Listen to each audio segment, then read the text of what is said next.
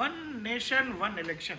एक देश एक चुनाव, नरेंद्र मोदी के सबसे बड़े सपनों में से एक, जिसको नरेंद्र मोदी और मौजूदा बीजेपी सरकार हर हाल में पूरा करना चाहती है। लेकिन कल जब सदन में इस विधेयक पर वोटिंग हुआ, उस दौरान कुछ ऐसी चीजें सामने आई जो शायद गृह मंत्री अमित शाह और खुद प्रधानमंत्री नरेंद्र मोदी को पसंद नहीं आएगा।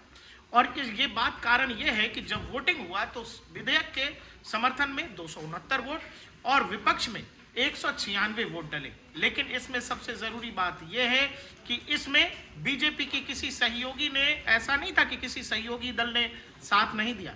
जेडीयू हो या फिर टीडीपी हो, जो बड़े समर्थक हैं एनडीए में, उनका वोट तो मिला एनडीए को, लेकिन वहां बीजेपी के ही 20 सांसद सदन में मौजूद नहीं थे। जी हां, तो बीजेपी का जो सबसे बड़ा राजनीतिक सपना है, खुद नरेंद्र मोदी का सबसे बड़ा राजनीतिक सपना कि एक सुधार वो चाहते हैं कि एक देश एक चुनाव के रूप में इस देश में वो करवा सके, उसकी जो पहली सीढ़ी थी और वो जो विधेयक के समर्थन में वोट डले, उसमें बीजेपी के ही 20 सांसद सदन में मौजूद नहीं थे। और इसमें सबसे जरूरी और अगली बात यह है कि इसमें खुद 3 सीनियर मिनिस्टर शामिल थे, जिसमें नितिन गडकरी, ज्योतिरादित्य सिंधिया और गिरिराज सिंह शामिल थे।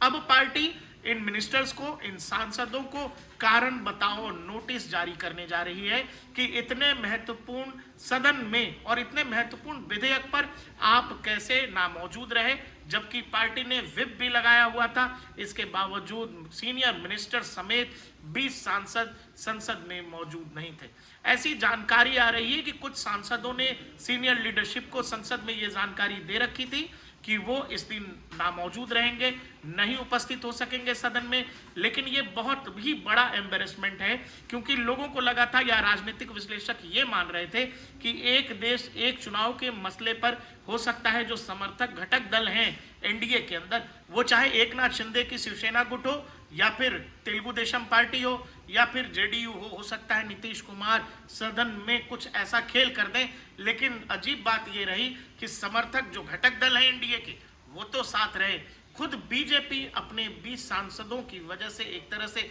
शर्मिंदगी का सामना करना पड़ा है संसद में जो वोटिंग हुई। और उसके बाद विपक्ष भी खुद सवाल उठा रहा है, कांग्रेस की तरफ से सवाल पूछे जा रहे हैं बीजेपी के कि भाई, आपका इतना बड़ा सपना है, आप इतना बड़ा सुधार करना चाह रहे हैं और आप